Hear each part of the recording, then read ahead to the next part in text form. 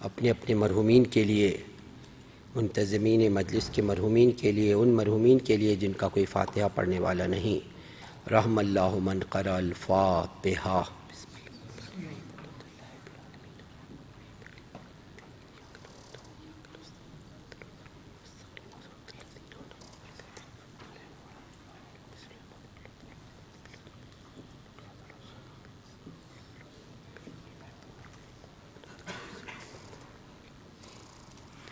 اعوذ باللہ السمیع العلیم من الشیطان اللعین الرجیم، بسم اللہ الرحمن الرحیم، الحمدللہ الذی ہدانا لہذا وما کننا لنہتدی لولا ان ہدانا اللہ، لقد جاءت رسل ربنا بالحق، الصلاة والسلام علی النبی الامی، مکی المدنی عربی القرشی، الرسول المسدد والمصطفى الامجد، محمود الاحمد ابو القاسم محمد،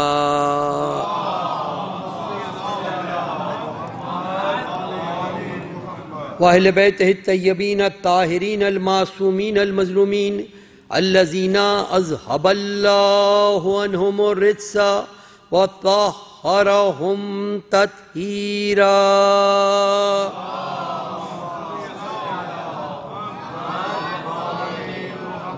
لا سیما بقیت اللہ فی الارضین، الامام المنتظر والحجت ثانی عشر، آیت اللہ العظمی والحجت الکبریٰ، روحی وارواح العالمین لتراب مقدمہ الفدا، ولعن اللہ علی اعدائہم وعلی غاصب حقوقہم وعلی منکر فضائلہم من الان الی قیام یوم الدین۔ اما بعد فقد قال اللہ سبحانہ وتعالی فی محکم کتابہ الحکیم، وہو اصدق الصادقین وقولہ الحق، فاسألوا اہل الذکر ان کنتم لا تعلمون۔ درود بھیجئے محمد وآل محمد۔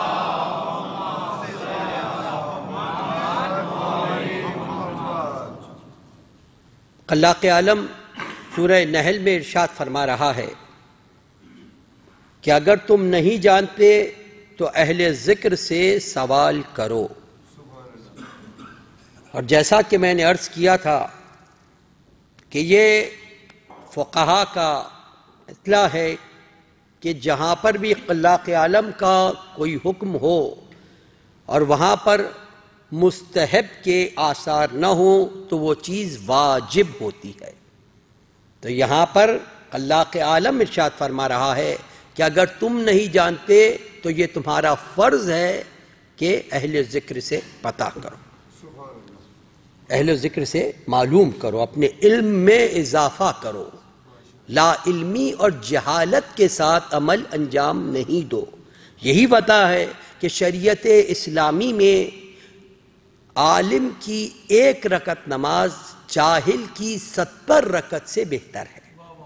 یہ علم کی فضیلت شریعت نے بیان کی ہے کہ جاننا بہتر ہے نہ جاننے سے۔ تو آپ اور پھر جیسا کہ امام نے ارشاد فرمایا کہ مسئلے پوچھنے سے شرم نہیں کرو، شرمندگی اس وقت ہوگی جب سوال و جواب کی نسبت آئے گی۔ تو دنیا میں موقع موجود ہے، جو مسئلہ پتہ نہیں اس کو پتہ کرو اور اس کے بعد اس پر عمل کرو۔ میں نے کل آپ مومنین کی خدمت میں شریعت میں اصول فقہ کی منزل پر جائز تقلید کیا ہے اور ناجائز تقلید کیا ہے، جائز اجتہاد کسے کہتے ہیں اور ناجائز اجتہاد کیا ہے، قسموں پر آپ کی خدمت میں پیش کیا تھا۔ اور علم اصول فقہ جس کے لیے کہتے ہیں تعریف یہ بیان ہوتی ہے کہ شرعی احکام کا ان کے اصلی مصادر کے ہمراہ سمجھنے کا نام اصول فقہ کی منزل ہے۔ اب وہ اصلی مصادر کیا ہے؟ وہ اصلی مصادر کیا ہیں کہ جن کو آپ کہا جائے کہ ماخذ شریعت، ماخذ شریعت کیا ہے، سورس آف لیجسلیشن اسلام میں کیا ہے؟ تو وہ 4 چیزیں ہیں جن کی بنیاد پر احکام فقی نکالتا ہے. ان کو مصادر عدلہ اربعہ کے نام سے بھی یاد کیا. اربعہ مینس 4، عدلہ اربعہ وہ 4 چیزیں جن میں اصول پر بحث ہوتی ہے یا جو اصل مصادر ہیں. ان میں سب سے پہلا مصدر اللہ کی کتاب قرآن مجید، دوسرے حدیث رسول یا دوسرے معنوں میں کہوں حدیث معصوم، تیسرا ماخذ اجماع، چوتھا ماخذ عقل، دلیل عقل. یہ 4 ماخذ ہیں کہ جب کبھی بھی کوئی فقیہ کوئی شرعی احکام کو سمجھنا چاہتا ہے تو ان 4 مصادر کے ذریعے سے ان شرعی احکام کو سمجھتا ہے. یہ 4 شرعی احکام کی ذریعے. سب سے پہلی چیز کلام الہی یعنی قرآن مجید. تو قرآن مجید میں خلاق عالم نے قرآن مجید کی آیتوں میں خداوند کریم نے ہر شے کا ذکر کلام پاک میں کیا ہے. اس میں واقعات بھی ہیں، اس میں حادثات بھی ہیں، اس کے اندر تمام علوم خلاق عالم نے جمع کر دیے ہیں. یہ قرآن مجید فقط احکام کی کتاب نہیں ہے کہ فقط احکام ہو، نہیں، احکام کی کتاب نہیں ہے، بلکہ علماء نے کہا کہ کل احکام جو قرآن مجید میں بیان کیے گئے ہیں ان کی تعداد 500 یا 514 سے زیادہ نہیں ہے. کتنی؟ 6000 سے زیادہ آیتیں اور احکام کل 500 یا 514 آیات میں بیان کیے گئے ہیں. اور ان آیات کو جن میں احکام بیان کیے گئے ان کو آیات الاحکام بھی کہا جاتا ہے. اور ہمارے بزرگ علماء نے ان آیات الاحکام کو بیس بنا کر اپنی کتابیں بھی لکھی ہیں، جن میں سے مشہور ترین کتاب احمد اردبیلی، جن کو مقدس اردبیلی کہا جاتا ہے، ان کی کتاب آیات الاحکام ہے. اور دوسری کتاب 8ویں صدی ہجری میں ہمارے ایک عالم گزرے ہیں فاضل مقداد، ان کی کنز المعارف کے نام سے کتاب ہے جو انہوں نے آیات الاحکام پر ان کو بیس بنا کر ان آیات پر تفصیل کے ساتھ بحث کی ہے. اب سوال یہ ہے کہ پورے کلام پاک میں کل تعداد کتنی ہے؟ 514. احکام کتنے ہیں؟ مسئلے کتنے ہیں؟ لا تعداد، اور کل تعداد جو ہے 514 ہے. اور کلام پاک کے لیے اصول میں ایک لفظ استعمال ہوتا ہے، درود بھیجے محمد و آل محمد پر.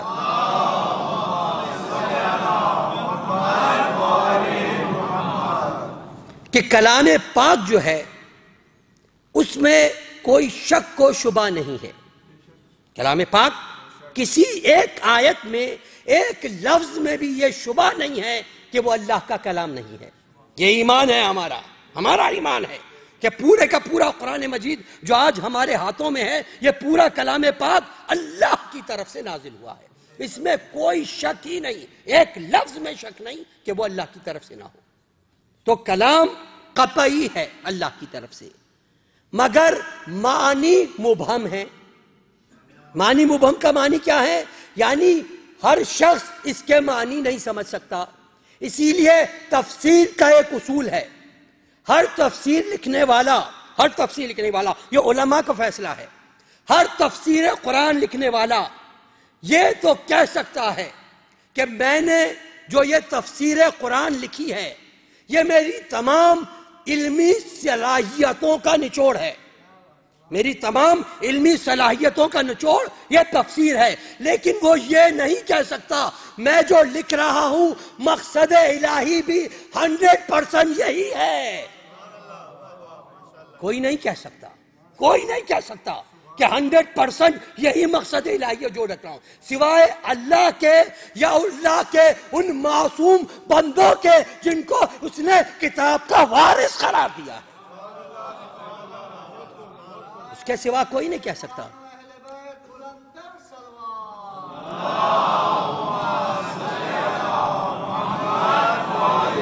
کوئی نہیں کہہ سکتا، یہاں تک کہ علماء کا اس بارے میں اتفاق ہے، اگر کوئی شخص یہ لفظ لکھے کہ جو میں یہ لکھ رہا ہوں یہ 100% اللہ کی رضا کے مطابق ہے، تو یہاں پر منزل یہاں تک آ جاتی ہے کہ بعض وقت کفر کی منزل تک انسان آ جاتا ہے۔ لکھ ہی نہیں سکتے آپ، اپنی صلاحیتیں لکھ سکتے ہیں، آپ کو کیا پسند؟ اصل مقصد الہیہ ہی منزل ہے، صرف اللہ یا وہ جن کو راسخون فی العلم کہا ہے وہ جانتے ہیں اس کی تفسیر کیا ہے۔ تو قرآن مجید کی یہ منزل ہے۔ اب اس لیے ضرورت پڑی کہ قرآن کو سمجھنے کے لیے حدیث رسول کا سہارا لیا جائے۔ قرآن سمجھ دلیل ہے، موجود ہے، لیکن آیات مبہم ہیں، کیسے سمجھے احکام کو؟ تو ضرورت اس بات کی پڑی کہ سمجھنے کے لیے حدیث رسول کا سہارا لیا جائے۔ حدیث رسول کا جن لوگوں نے سہارا لیا تو پیغمبر اکرم حضرت احمد مجتبی محمد مصطفیٰ صلی اللہ علیہ کل حیات سن 11 ہجری میں آپ اس دنیا سے پردہ فرما گئے، سن 11 ہجری میں۔ تو کل احادیث جو پیغمبر اکرم سے جمع کی گئیں، جہاں پر بیان ہوا ہے، ان کی تعداد، کل تعداد بھی اگر نکال لی جائے تو علماء نے کہا وہ 7,000 سے زیادہ نہیں ہے۔ 7,000 کل تعداد ہے۔ ان کے اندر بعض اوقات مکررات بھی ہوں گے، یعنی کوئی چیز دوبارہ ریپیٹ بھی ہوئی ہوگی، لیکن اگر نہیں بھی ہو تو 7,000 سے زیادہ نہیں ہے، 7,000 سے زیادہ نہیں ہے۔ اب ان آیات کی تشریح کی منزل پر یہ کل 7,000 آیات ہیں، اور وہاں پر جو لوگ 11 ہجری پر رک گئے ان کے پاس 7,000 احادیث ہیں، مگر جنہوں نے ماخذ فقط سنت رسول کو نہیں لیا بلکہ ماخذ سنت معصوم کو لیا، حدیث رسول فقط نہیں لی، حدیث معصوم لی، اور یہ حدیث معصوم اور سنت معصوم بھی جو لی ہے یہ خدا کے ارشاد کے مطابق ہے، خدا کے ارشاد کے مطابق ہے، اور خود پیغمبر اکرم کی حدیث کے مطابق ہے۔ ہم نے اپنی طرف سے کچھ نہیں لیا، اللہ نے فرمایا ہم نے اس کو قبول کیا، پیغمبر نے تشریح کی ہم نے اس کو قبول کیا۔ سب سے پہلے جو آیت میں نے سرنامہ کلام قرار دی، فَاسْأَلُوا أَهْلَ الذِّكْرِ إِن كُنتُمْ لَا تَعْلَمُونَ، اگر تمہیں نہیں پتا اہل ذکر سے پتا کرو۔ اور میں نے کل اور پرسوں آپ کی خدمت میں اہل ذکر کی مختصر توضیح پیش کی کہ اہل ذکر کہتے کسے ہیں۔ سب سے پہلی توضیح جو قرآن نے بیان کر دی، اہل ذکر سے پتا کرو، اہل ذکر سے پتا کرو، یہ قرآن مجید۔ دوسری دلیل خود حدیث پیغمبر، اور اس حدیث کے لیے عرض کروں کہ یہ حدیث 14 طریقوں سے الگ الگ کتابوں نے نقل کی ہے، مفسرین نے 14 طریقوں سے یہ حدیث نقل کی ہے، ان میں سے 13 طریقوں سے ایک ہی روایت آئی ہے سوائے ایک طریقے کے جس میں فرق ہے، اور وہ مشہور و معروف حدیث جو آپ کی خدمت میں نے پہلے بھی پیش کی۔ پیغمبر اکرم نے ایک نہیں اپنی حیات طیبہ میں متعدد بار ارشاد فرمایا، یہاں تک کہ حجت الوداع کے آخری خطبے میں بھی پیغمبر اکرم نے ارشاد فرمایا، انی تارکن فیکم الثقلین کتاب اللہ وعطرتی ما ان تمسکتم لن تضلوا بعدی۔ درود بھیجے محمد و آل محمد۔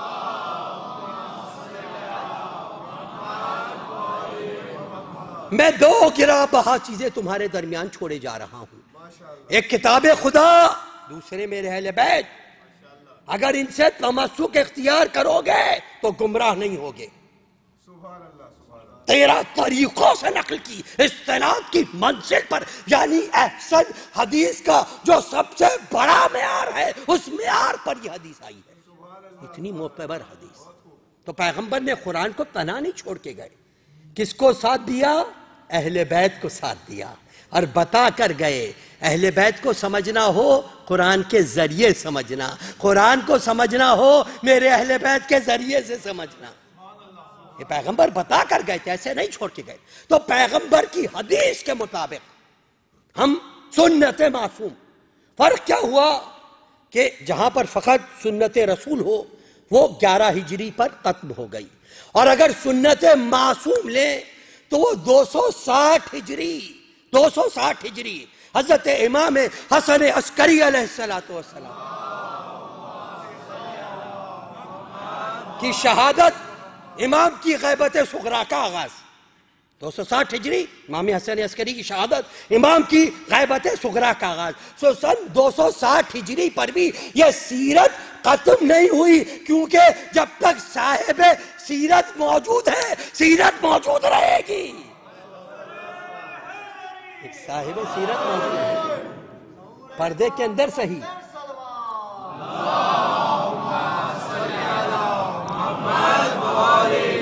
پردے کے اندر صحیح موجود ہے تو وہ جاری و ساری ہے. تو فرق کیا ہوا؟ فرق یہ ہوا کہ جس تک فقط جہاں پر رک گئے حدیث رسول پر ان کے لیے فقط 7,000، اور جو معصومین تک پہنچے ان کے لیے اصول کافی فروع کافی میں جو احادیث بیان کی گئی ہیں ائمہ طاہرین علیہ السلام کی، فقط کافی میں ان کی تعداد 16,000 سے زیادہ ہے. فقط کافی کی منزل ہے. اور پھر دوسری کتابیں الگ ہیں، یہ اصول کافی کی منزل ہے اور دوسری تعداد ہے، تو 16,000 سے زیادہ ہے. اب سنت کا مقصد کیا ہوا؟ شریعت کا ماخذ سنت، حدیث رسول. کسے کہتے ہیں حدیث رسول یا حدیث معصوم؟ حدیث معصوم یا حدیث رسول 3 چیزوں کا مرکب ہے، 3 چیزوں کو مل کے بنتی ہے. رسول یا معصوم کا قول، رسول یا معصوم کا عمل، اور رسول یا معصوم کی تقریر. یہاں پر یہ دیکھیے، انشاءاللہ جب کبھی بھی اختلاف فتویٰ پر کبھی بات ہوئی تو عرض کروں گا کہ یہی فرق ہے زبان کا جس کی وجہ سے بہت ساری آسانیاں ہوتی ہیں.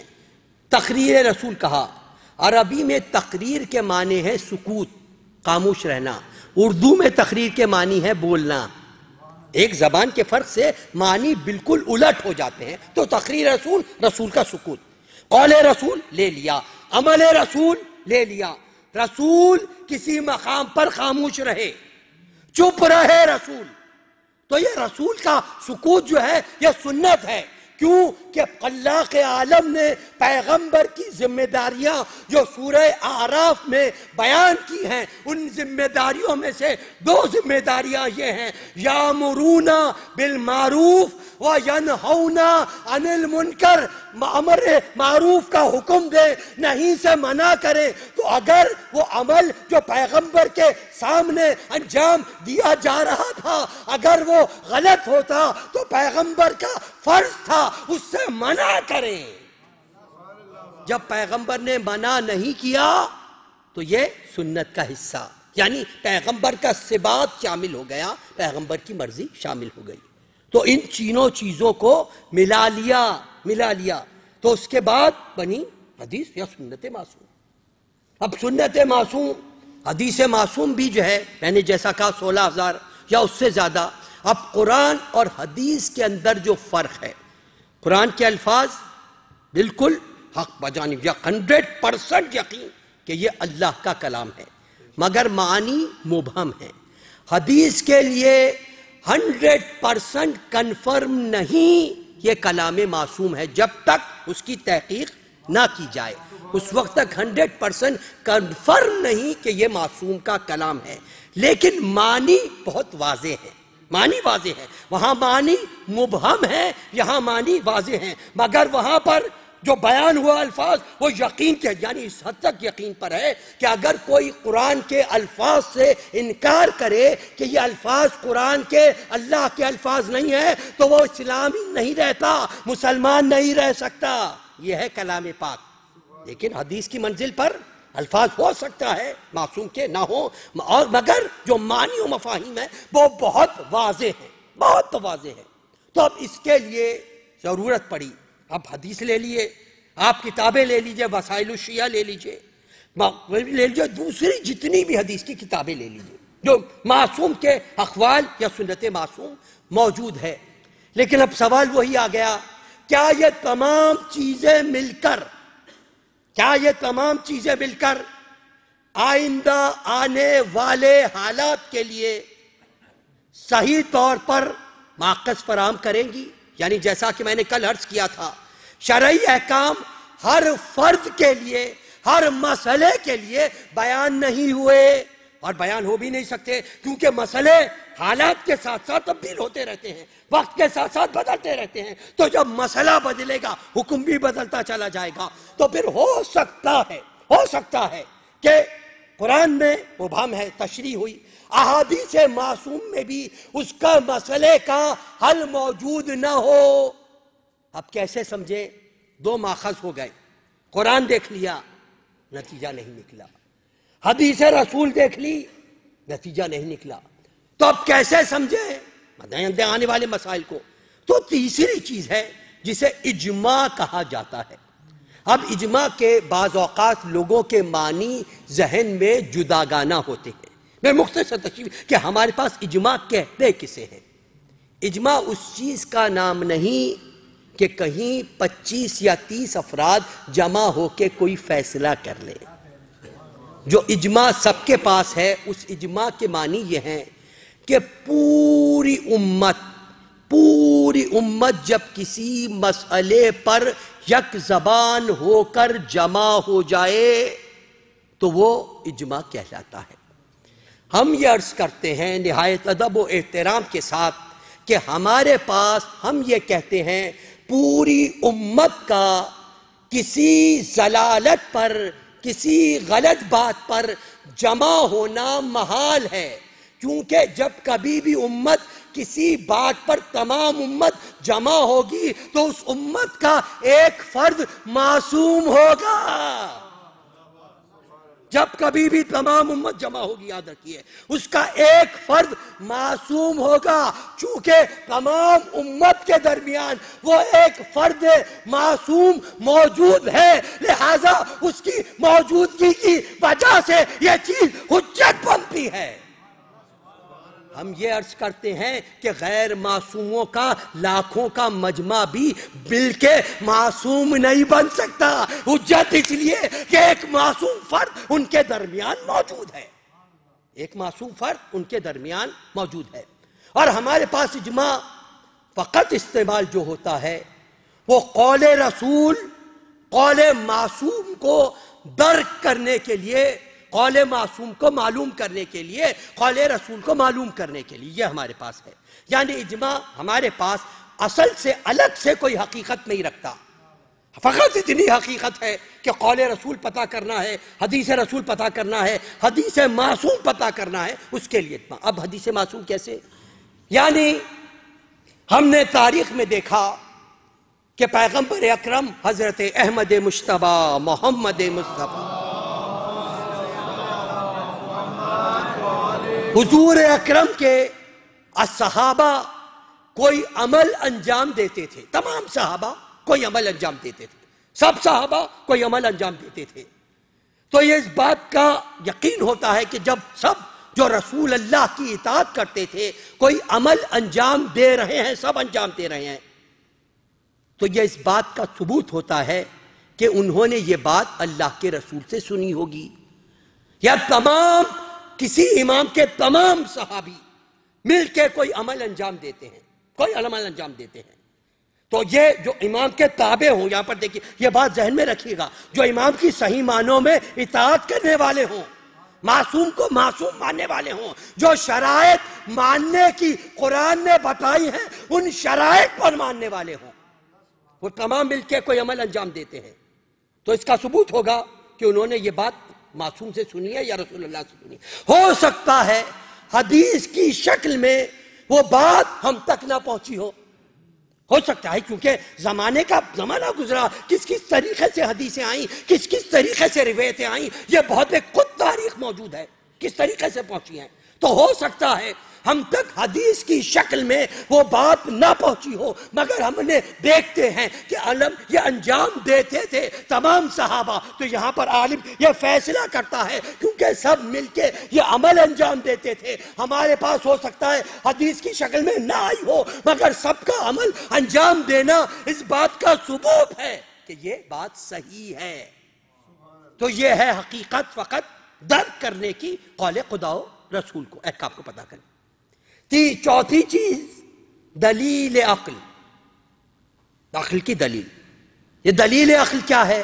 تو یاد رکھیے کہ ہم نے چاہے وہ الہیات و معارف کی منزل ہو، اصول دین کا مقام ہو، کیا چاہے اخلاقیات ہوں جو صفات پانی چاہیے، ان سب کو جو ہم نے پہچانا ہے اس کی دو چیزیں ہیں، ایک نقلی دلائل سے، ایک عقلی دلائل سے. نقلی دلائل کیا ہیں؟ قرآن نے بیان کیا، حدیث معصوم میں آیا، ہم نے پہچان لیا. عقلی دلائل کیا ہیں؟ عقل خود اس بات کی گواہی دیتی ہے، یعنی توحید. عقل گواہی دیتی ہے کہ اللہ وحدہ لا شریک ہے. عقل گواہی دیتی ہے کہ اس کائنات کا کوئی بنانے والا ہے. یہ عقل گواہی دیتی ہے، یہ عقل کی گواہی ہے. عقل گواہی دیتی ہے کہ اس نے جب ہدایت کی ذمہ داری اپنے اوپر لی تھی تو یقیناً اس نے ہادیوں کو بھیجا ہوگا. یہ عقل کی گواہی ہے، یہ عقل کی گواہی ہے.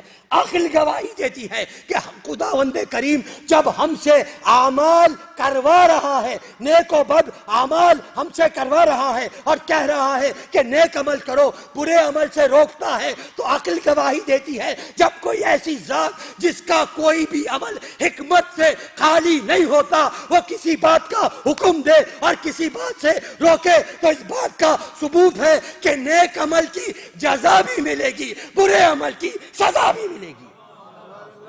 یہ عقل گواہی دیتی ہے.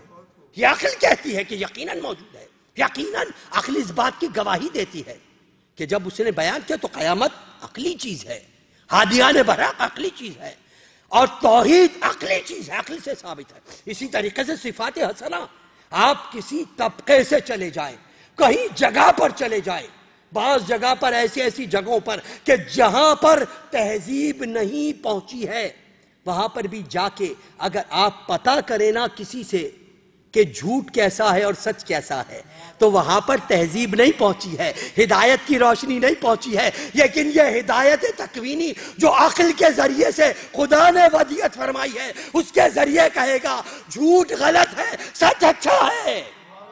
یہ عقل گواہی دیتی ہے. یہ عقلی گواہی، عقلی نقلی گواہی الگ، لیکن عقل گواہی دیتی ہے. تو اسی طریقے سے جب عقل ہمارے اصول میں، جب عقل ہماری اخلاقیات میں اعمال کی گواہی دیتی ہے، تو یہ کیسے ممکن ہے کہ احکامات کی منزل پر عقل گواہی نہ دیتی ہو، عقل کی ہدایت موجود نہ ہو؟ تو یہاں پر بھی یقیناً عقل کی ہدایت موجود ہوگی. اب یہاں پر مشکل ترین لیکن دو لفظوں میں عرض کروں کہ عقل کی ہدایت ہے کیا. ہمارے پاس ایک مسلمہ مسئلہ ہے. دیکھیں، عقل کی ہدایت کے دو اصول بیان کیے گئے ہیں. ایک احکام کا معیار یا فلسفہ احکام، دوسرے احکام کے لوازم. یہ دو قسمیں ہیں عقل کی، دلیل عقل کی. پہلے احکام کا فلسفہ یا معیار احکام. ہمارے پاس یہ ایک مسلمہ ہے، یہ ایک بات مسلمہ ہے کہ کچھ یقینی صالح اور مفاسد کے تابع ہیں.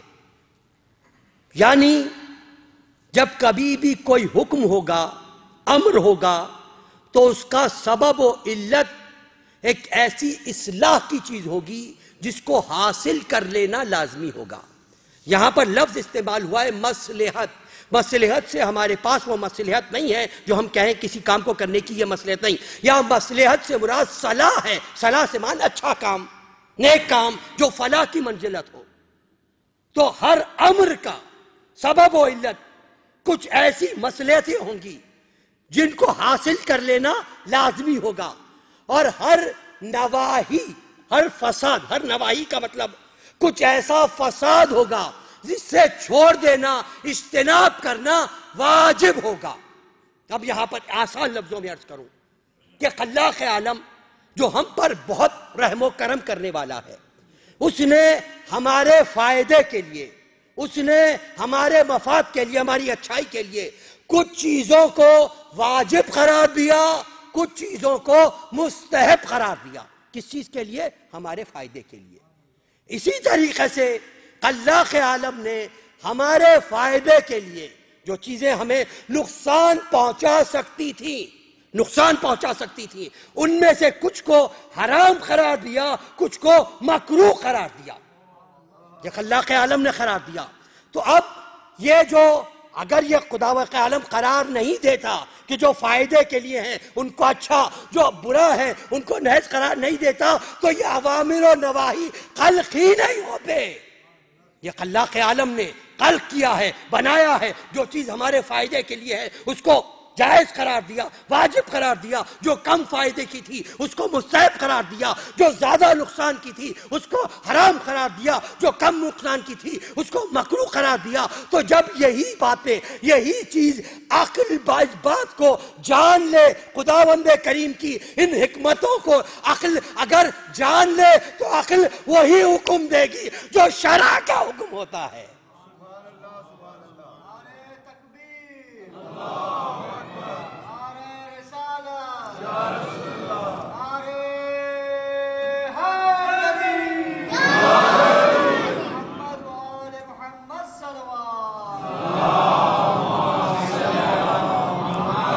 عقل وہی حکم دے گی جو شرع کا حکم ہو۔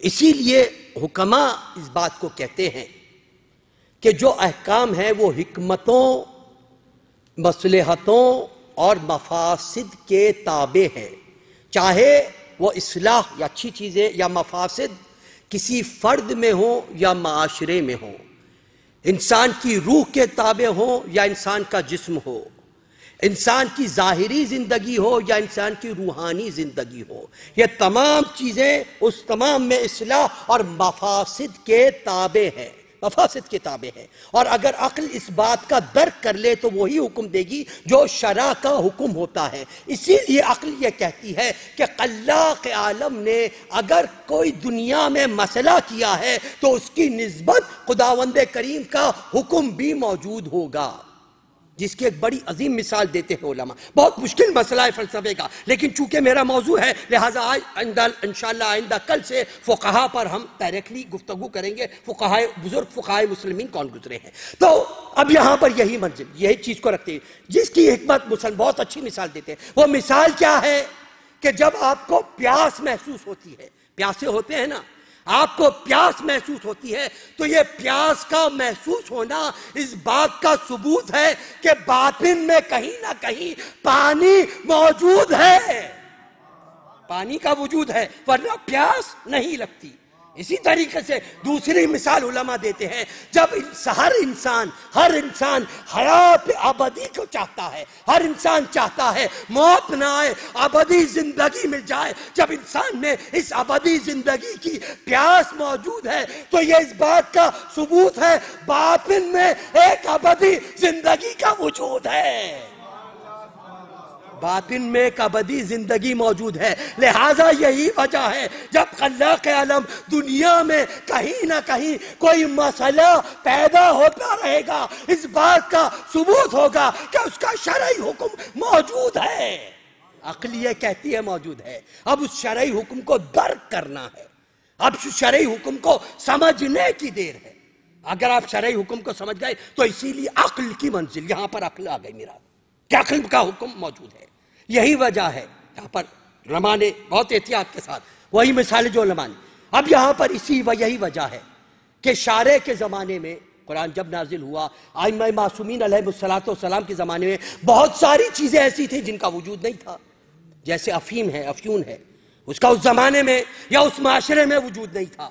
اب یہاں پر شارع نے، فقیہ نے دیکھا کہ اس شرائط میں قرآن میں کوئی حکم نہیں ہے، سیرت معصومین میں اس خاص چیز کے متعلق کوئی حکم نہیں ہے، تو اب انہوں نے تجزیہ کیا، کس کے ذریعے سے؟ عقل کے ذریعے سے تجزیہ کیا کہ یہ جو افیم ہے یہ انسان کی صحت پہ مضر اثرات ڈالتی ہے یا نہیں ڈالتی ہے۔ مضر اثرات ڈالتی ہے یا نہیں ڈالتی ہے. انہوں نے تجزیہ کیا تو پتا چلا کہ ہاں اس کا استعمال انسان کی صحت پر برا اثر ڈالتا ہے، تو لہٰذا چونکہ انسان کی صحت پر برا اثر ڈالتا ہے لہٰذا عقل گواہی دیتی ہے جو برا اثر ڈالے وہ فساد کا باعث ہے اور فساد کو منع ہونا چاہیے. تو آپ نے دیکھا اس طریقے سے عقل کی دلیل کے ذریعے سے شرعی حکم کا استعمال کیا گیا، شرعی حکم کا استعمال کیا گیا. اسی طریقے سے اوامر سمجھے جاتے ہیں، اسی طریقے سے نواہی تک پہنچا جاتا ہے شرعی حکم کے ذریعے سے. تو یہ ہو گیا احکام کی منزل. اور دوسرے احکام کے لوازم. احکام کے لوازم کیا ہیں؟ یعنی عقل یہ کہتی ہے، جیسا کہ سمجھیے کہ حج پر ہے، حج پر جانا واجب ہے، حج پر جانا واجب ہے، لیکن کیا آپ بغیر پاسپورٹ کے حج پہ جا سکتے ہیں؟ بغیر ویزا کے حج پہ جا سکتے ہیں؟ بغیر کرنسی کے حج پہ جا سکتے ہیں؟ نہیں جا سکتے. تو حج تو اپنا واجب ہے، حج اپنی جگہ واجب ہے. تو کہا چونکہ حج واجب ہے لہٰذا اس کے لوازم بھی واجب ہو جائیں گے، ان کے بغیر جا ہی نہیں سکتے.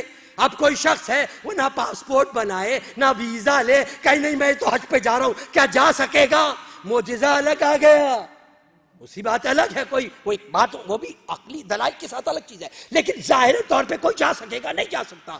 تو جو لوازم ہیں وہ بھی اس کا مقدمہ ہے لہٰذا وہ بھی واجب ہو جائیں گے. عقلی کی منزل جب حج واجب ہے تو لوازم بھی واجب ہو جائیں گے. اسی طریقے سے اگر کوئی چیز حرام ہے، حرام ہے، جس طریقے سے غنا، گانا سننا حرام ہے، حرام ہے، تو اب اس کے لوازم میں بھی یہ شرط آ جائے گی. جب سننا حرام ہے تو سنانا بھی حرام ہے. جب سنانا حرام ہے تو اس کا کاروبار کرنا، لیکن نازک مسئلہ، لیکن عقلی دلیل ہے نا. جب ایک چیز حرام ہے تو اس کے لوازم بھی حرام کی منزل پر آ جائیں گے. تو یہ عقل ہے جو درک کرتی ہے، یہ عقل ہے جو راستہ بتاتی ہے. مگر کب؟ اس لیے اصول کافی کی حدیث ہے، حضرت امام جعفر صادق علیہ السلام، آپ نے ارشاد فرمایا جو عقل کا فیصلہ ہے وہی شرع کا فیصلہ ہے، جو شرع کا فیصلہ ہے وہی عقل کا فیصلہ ہے. لیکن ہر ایک کی عقل نہیں، پھر احتیاط کے ساتھ، ہر ایک کی عقل نہیں. وہ عقل جہاں پر کسی غلط شہوت کے جانے کی گنجائش نہ ہو، وہ عقل جہاں پر کوئی دوسرا خیال نہ جا سکے، جہاں وہم عقل پر پردے نہ ڈال سکے، اب وہ عقل ہماری اور آپ کی، ہماری عقل تو بہکاتی ہے ہمیں. میں نے عرض کیا تھا نا کل آپ کی خدمت میں، یہی جب انسان گناہ کرتا ہے، ایک عاقل گناہ کرتا ہے تو اس کی عقل پر پردے پڑ جاتے ہیں، زائل ہو جاتی ہے عقل کی قوت.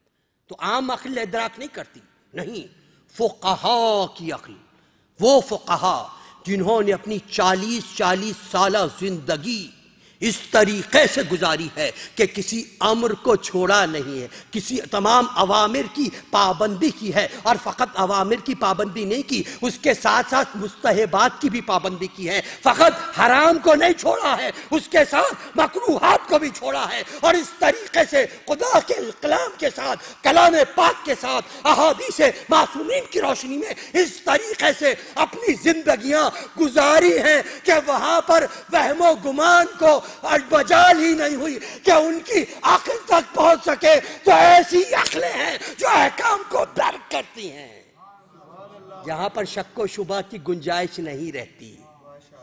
تو یہی عقول ہیں جو احکام کو درک کرتی ہیں.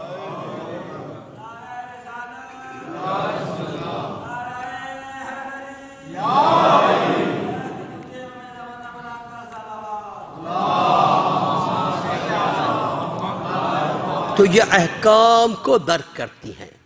بس مومنین، فَاسْأَلُوا أَهْلَ الذِّكْرِ إِن كُنتُمْ لَا تَعْلَمُونَ، اہل ذکر سے پوچھو اگر تم نہیں جانتے ہو. اب خداوندہ ذرا اہل ذکر کی پہچان فرما دے. تیرا کلام ہے، تجھ سے بہتر پہچانوانے والا کون ہے؟ ذرا پہچانوان کرا دے. تو خداوند کریم نے پہلے ذکر کو پہچانو، پھر اس سے اہل ذکر کو پہچاننا. اور ذکر کے لیے کیا ارشاد ہوا؟ درود بھیجے محمد و آل محمد.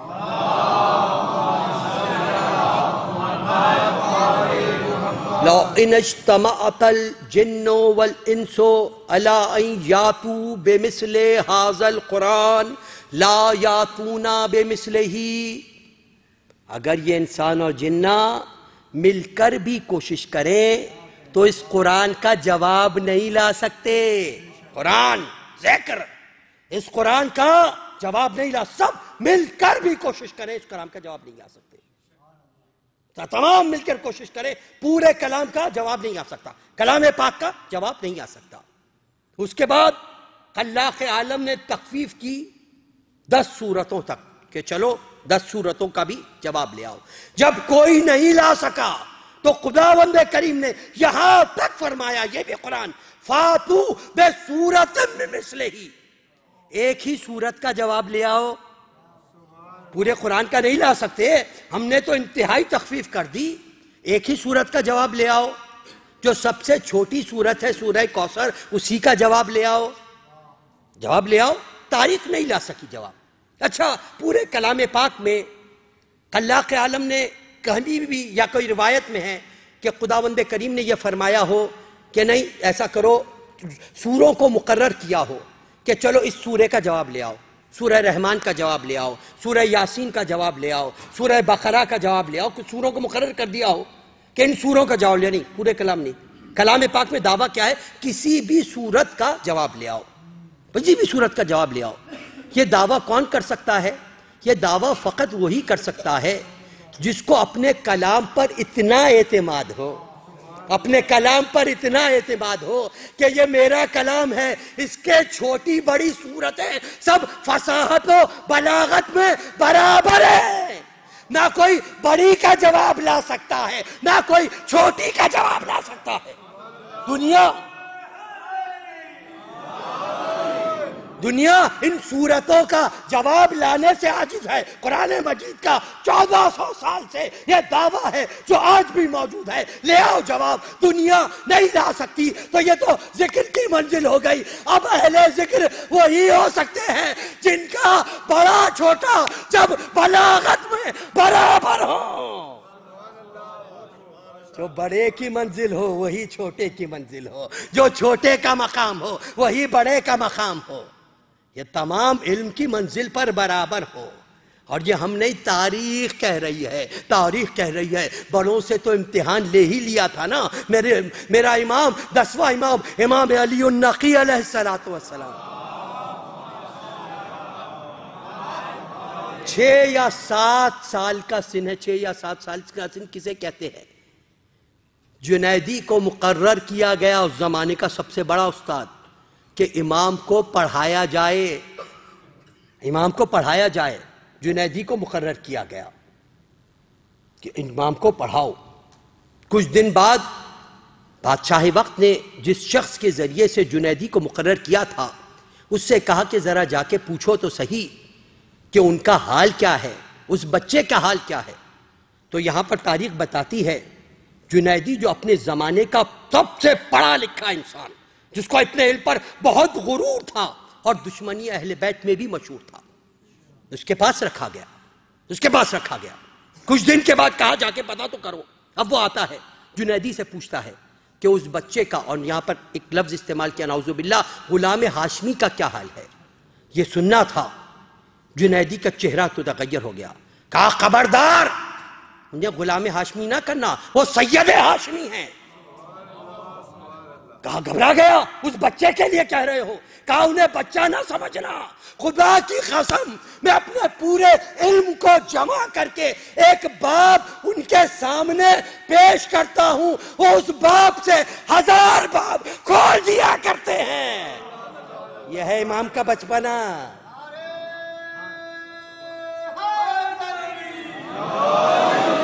ایک باپ سے 1000 باپ کھول دیتے ہیں، اور میں گواہی دیتا ہوں خدا کو راہب بنا کر کہ اس زمین پر ان سے زیادہ صاحب کرم و صاحب علم کسی کو نہیں پایا۔ یہ بچپن کی منزل ہے میرے مولا کی۔ تو جو قرآن کی منزل ہے، بچہ بڑا سب بلاغت کی منزل پر برابر ہیں، یہی اہل بیت کی منزل ہے، ان کا بچہ بڑا سب برابر ہے، اس لیے کہ یہ اہل ذکر ہیں، یہی منزل پر ہے اہل ذکر۔ بس ارباب عذاب۔ جناب مختار جب انتقام خون حسین ابن علی اور شہدائے کربلا کے خون کا بدلہ لینے کا جناب مختار نے عزم کیا اور ایک ایک قاتل گرفتار کر کے لایا جاتا تھا۔ جناب مختار کا طریقہ تھا کہ اس سے پوچھتے تھے، اے ظالم بتا تو نے کربلا میں کیا کیا؟ وہ بیان کرتا تھا، ایک مجلس برپا ہوتی تھی، مجلس برپا ہوتی تھی، حسین کی مجلس ہوتی تھی، اس کے بعد سزا دی جاتی تھی۔ ایک دفعہ جناب مختار دربار میں ہے، شور اٹھا، ہرملہ گرفتار ہو کے آ گیا، ہرملہ گرفتار ہو کے آ گیا۔ جب ہرملہ کو دربار جناب مختار میں لایا گیا، منہال موجود تھے۔ منہال نے یہ منظر دیکھتے ہی کہا، الحمدللہ رب العالمین، الحمدللہ رب العالمین۔ مختار متوجہ ہوئے، ہر حالت میں خدا کی حمد ہے، لیکن یہ کون سا مقام ہے منہال؟ کہا، مختار ابھی میں اپنے چوتھے امام سے مل کے آ رہا ہوں، زین العابدین سے مل کے آ رہا ہوں۔ میرے بیمار امام نے مجھے باز بلایا اور میرے مولا نے مجھ سے کہا، منہال بتاؤ، مختار انتقام لے رہے ہیں، لیکن یہ تو بتاؤ کیا میرے بھائی کا قاتل گرفتار ہوا؟ میرے بھائی کا قاتل گرفتار ہوا؟ میں نے ہاتھوں کو جوڑ کے کہا، مولا کس بھائی کا قاتل؟ کہا، ششماہ علی اصغر کا قاتل، علی اصغر کا قاتل۔ ہرملہ کو گرفتار کر کے لایا گیا۔ جیسا کہ جناب مختار کا طریقہ تھا، حضرت مختار نے پوچھا، اے ظالم بتا تو نے کربلا میں کیا کیا؟ اس نے ہاتھوں کو جوڑ کر کہا، اے امیر تو سن نہیں سکے گا، تو سن نہیں سکے گا۔ کہا، نہیں تجھے بتانا ہوگا۔ کہا، بتانا ہوگا۔ کہا، اچھا تو سن، جب میں وطن سے چلا تھا میرے ترکش میں 6 تیر تھے، 6 تیر تھے، 3 تیر ضائع ہو گئے، 3 تیروں کو میں نے نشانہ بنایا۔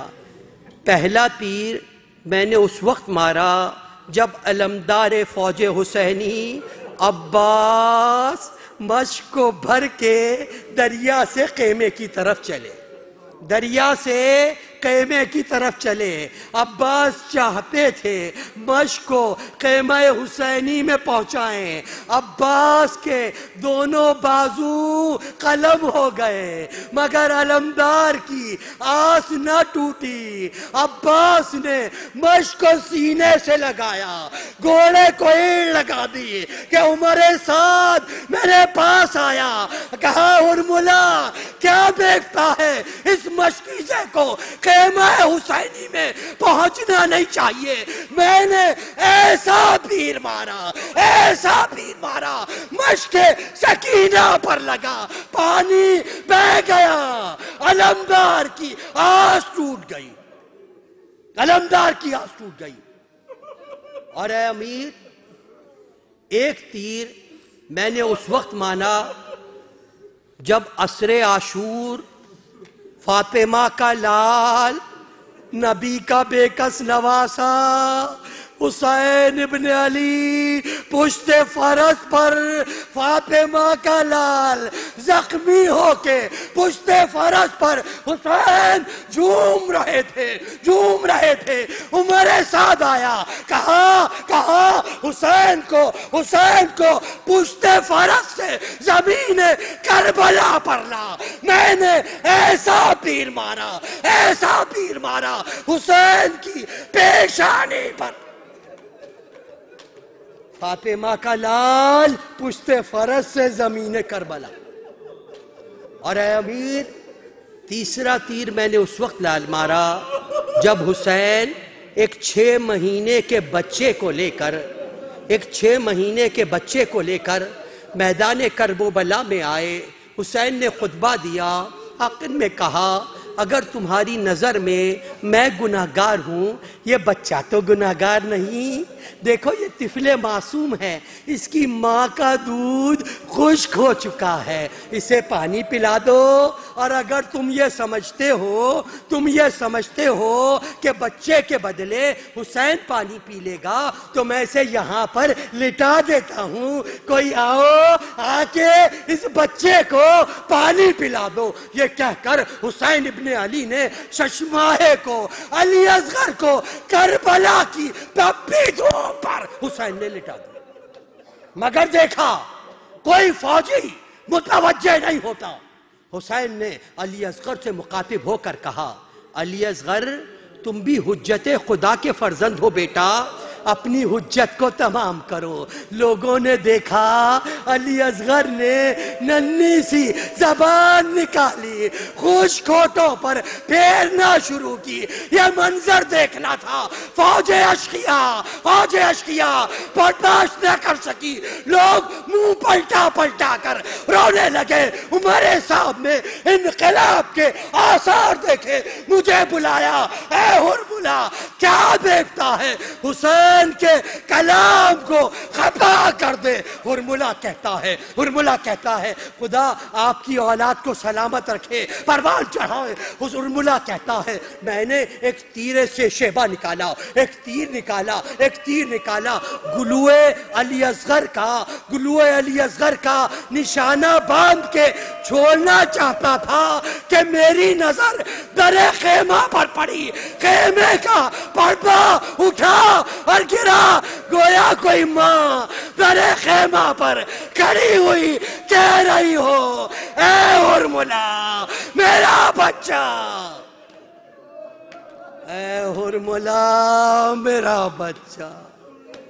الا لعنت اللہ علی قوم الظالمین وسیعلم الذین ظلموا ایام انقلبا ینقلبون۔ خداوندہ ہمارے اس قلیل توسل کو ہم سے قبول فرما، ہمارے گزشتگان و اموات کو رحمت فرما، مرحومین کو جوار چاردہ معصومین میں جگہ عطا فرما، جو مومنین حج و زیارات کے مشتاق ہیں حج و زیارات سے مشرف فرما، جو مومنین بیمار ہیں بیمار کربلا کا واسطہ صحت کامل عطا فرما، جو مومنین اپنے کاروبار میں کی وجہ سے پریشان ہیں ان کے کاروبار میں برکت عطا فرما، جو بے روزگار ہیں ان کو روزگار عطا فرما، جو برسر روزگار ہیں ان کے روزگار میں ترقی و برکت عطا فرما، اور جو مومنین لا ولد ہیں ان کے اولاد صالح عطا فرما۔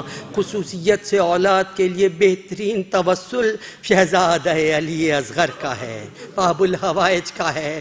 علی اصغر کا واسطہ دے کر اولاد مانگی جائے، خداوند کریم عطا فرماتا ہے۔ الحوائج کا واسطہ جو لا ولد ہیں ان کو اولاد صالح عطا فرما، جو صاحب اولاد ہیں ان کے اولاد کی صحیح تربیت کرنے کی توفیق عطا فرما، جو بہنوں بیٹیوں کے رشتوں کی وجہ سے پریشان ہیں بہترین کفو عنایت فرما۔ خداوندہ زہرائے مرضیہ کا واسطہ یہ تمام مومنین حاجت مند ہیں، ان کی حاجات شرعیہ کو پورا فرما۔ مومنین و مومنات، مسلمین و مسلمات جہاں کہیں بھی آباد ہیں، جان و مال و عزت و آبرو کی حفاظت فرما، مقامات مقدسہ کی حفاظت فرما، مراجع الزام کی حفاظت فرما، ظہور امام میں تعجیل فرما، یاور و انصار میں شامل ہونے کی توفیق عطا فرما۔ ایک مرتبہ سورہ ہم 3 مرتبہ سورہ اخلاص کی تلاوت فرما کر جمیع ارواح المرحومین مومنین و مومنات کی روح کو سرفراز فرما۔ رحمن الرحیم الحمدللہ رب العالمین الرحمن الرحیم مالک یوم الدین ایاک نعبد و ایاک نستعین اهدنا الصراط المستقیم صراط الذین انعمت علیہم غیر المغضوب علیہم ولا الضالین۔ اللہ الصمد لم یلد ولم یولد اللہ الصمد لم یلد ولم یولد اللہ الصمد لم یلد ولم یولد ولم یکن له کفوا احد۔ ربنا تقبل منا انک انت السمیع العلیم۔ ماتم حسین۔